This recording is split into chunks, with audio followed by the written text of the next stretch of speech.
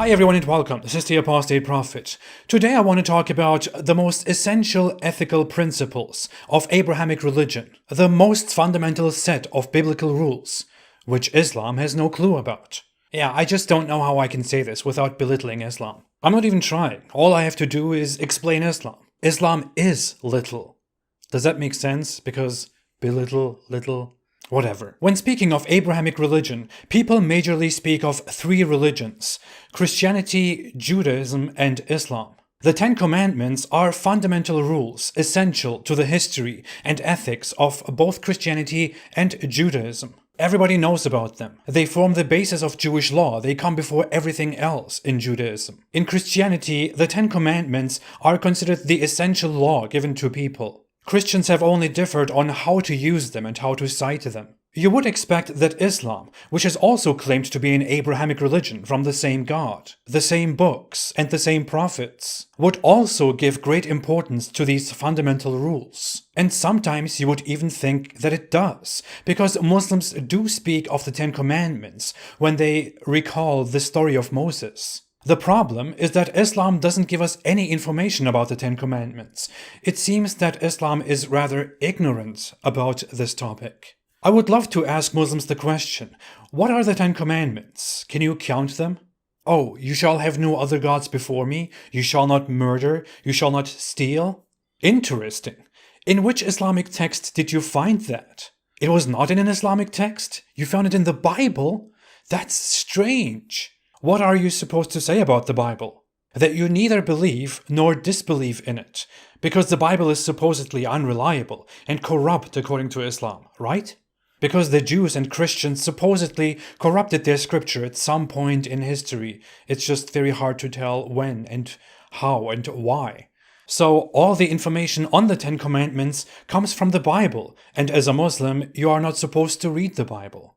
Islam can give you no information on what the Ten Commandments are. In fact, it can't even mention that there are 10 commandments. All that it can say is that Moses was given something by God. Allah.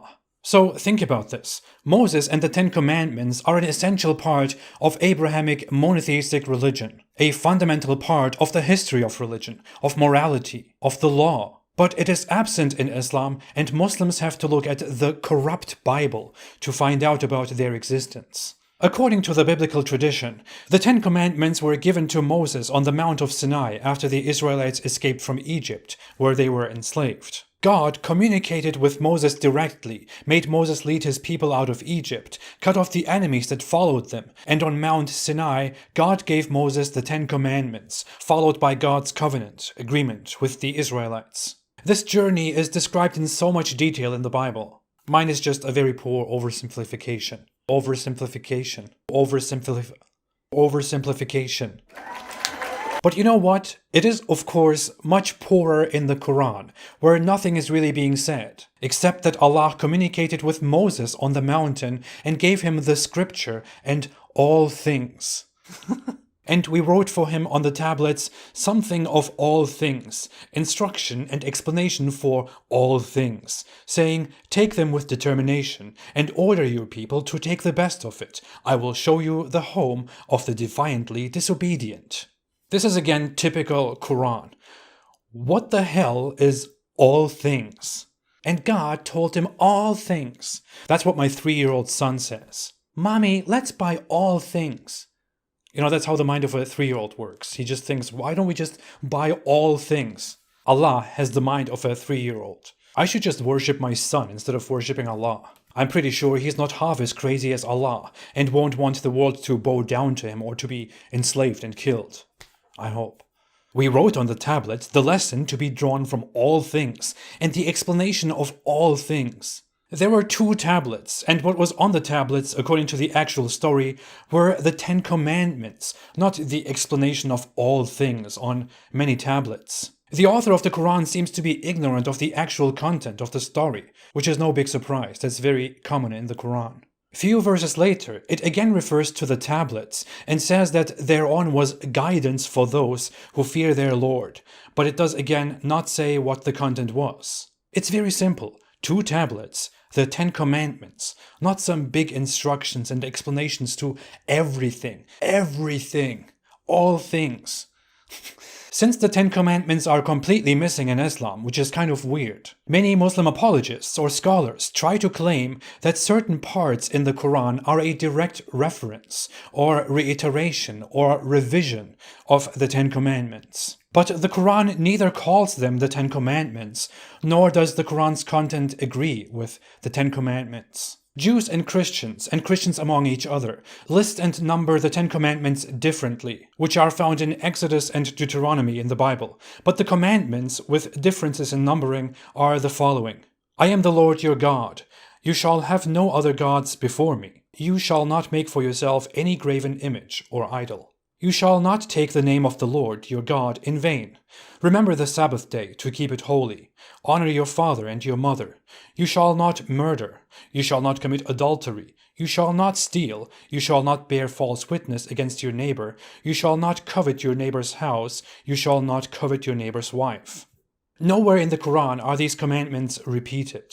Some Muslims claim that chapter 6, verse 151 to 154 is the Quran's listing of the Ten Commandments, but that part does not have 10 commandments, and the orders there are largely unrelated and different. Other Muslims claim that the 10 Commandments are found randomly spread across the Quran, which means the 10 Commandments are actually in the Quran. But that is just a very bad excuse, and some commandments are in fact not in the Quran at all. Let's go through them.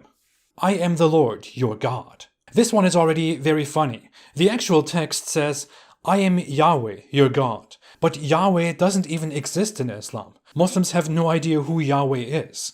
Their God's name is Allah. I made an extensive video on this. It is very good. Please watch it after you watch this. I'm not praising my own videos. I'm just saying it's among the very good videos. It's one of my best videos.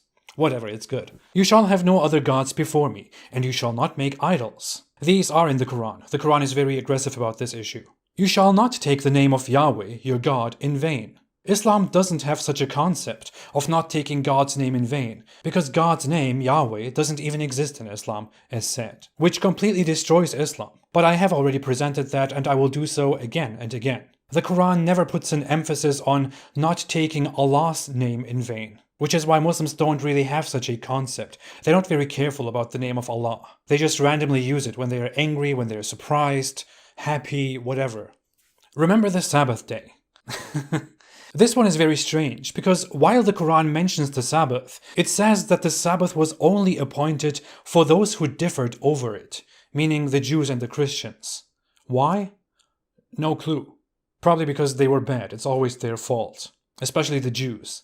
Muslims have a Friday instead, where they go to the mosque, and then afterwards they go on with their day. The Sabbath is about resting on the seventh day, like God rested on the seventh day after creating the earth in 6 days. Muslims reject this idea of the Sabbath because they find it blasphemous that Allah would rest on the seventh day, because God doesn't need to rest. Yet they kept the teaching that God made everything in 6 days. If resting is considered blasphemy because God doesn't need to rest, then shouldn't the creation in 6 days also be considered blasphemy because God doesn't need 6 days to create? He can just do everything immediately as he wishes. How does that make sense? But what am I talking about? I wish this was the only thing in Islam that doesn't make any sense. Instead, Allah ascended on his throne on the seventh day. Why does Allah ascend on a throne, people? Why does Allah have a throne?